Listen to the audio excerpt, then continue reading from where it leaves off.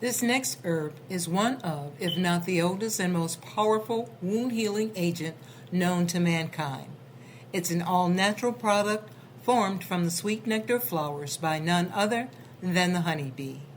Most ancient populations, including the Greeks, Chinese, Egyptians, Romans, and the Mayans, consumed honey both for its nutritional value and for its medicinal properties. Our friend, the father of medicine, Hippocrates, in his writings illustrated that honey had been widely used as a drug. He wrote, and I quote, "Honey and pollen cause warmth, clean sores and ulcers, softens hard ulcers of lips, heal carbuncles and running sores." End of quote. Honey is antibacterial, an expectorant, antiviral, anti-inflammatory, antimicrobial, and antifungal. The parts used is raw honey. Where it works. In the respiratory system, honey's antibacterial properties are good for sore throats, upper respiratory tract infections, coughs, chest and candida infections, bronchial asthma, throat infections, and constipation. If there's diarrhea, stomach or digestive tract ulcers within the digestive system, honey improves the symptoms and clears worm infestation. In the immune system, if there's inflammation, honey helps to reduce it. Externally, this magical elixir heals and soothes skin problems such as cuts, grazes, burns, varicose ulcers, scrapes, and wounds. It aids in calming hemorrhoids. It also helps in fighting off infections caused by viruses, bacteria, and fungi. The caution here, avoid it if you're allergic to bees, and do not give to children under 1 year old.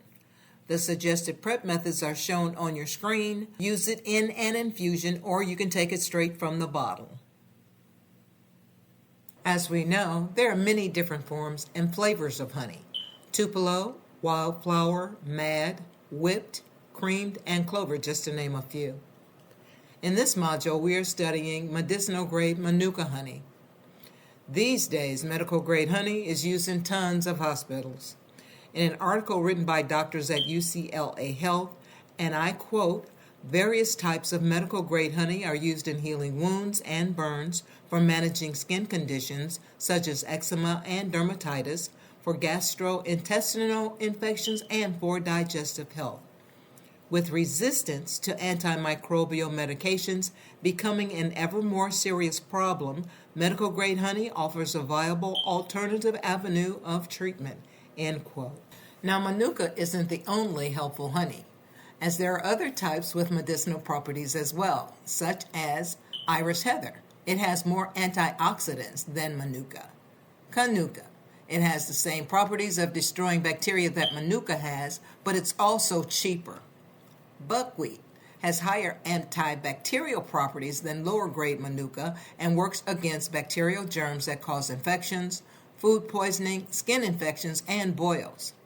Telang is more effective against some gram-negative bacteria than Manuka. Now, gram-negative bacteria is bacteria that can cause serious and difficult-to-treat infections throughout the body. So know that even though Manuka honey is on the floor for discussion, in getting what you need to treat your ailment, you are not limited to just one form or flavor of honey. In 1839, Mary Bumby, an English beekeeper, was the very first European to bring bees to New Zealand. She placed her hives on the east coast region of the country. The bees pollinated the flowers of the Manuka bush, and voila, Manuka honey was created. The unique Manuka Honey Factor Association of New Zealand and the Australian Manuka Honey Association created a grading system to identify genuine Manuka honey. UMF, which stands for Unique Manuka Factor, and is considered the strictest and highest graded Manuka honey measurement system.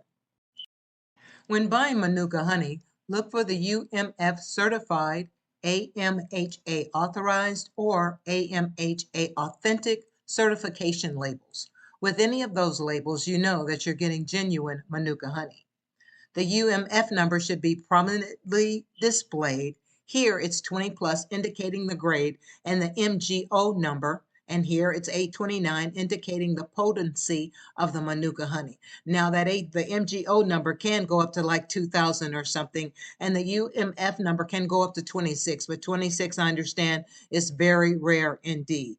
But any grade of UMF 10 or up is suitable. So when deciding what grade you need, check out the Manuka grading chart provided. Now, I found this chart on the internet. I'm not endorsing or advocating for this brand or any other. I just thought it was a cool chart for you to have as a reference guide. We've talked about medicinal kinds of honey, so let's talk about regular honey.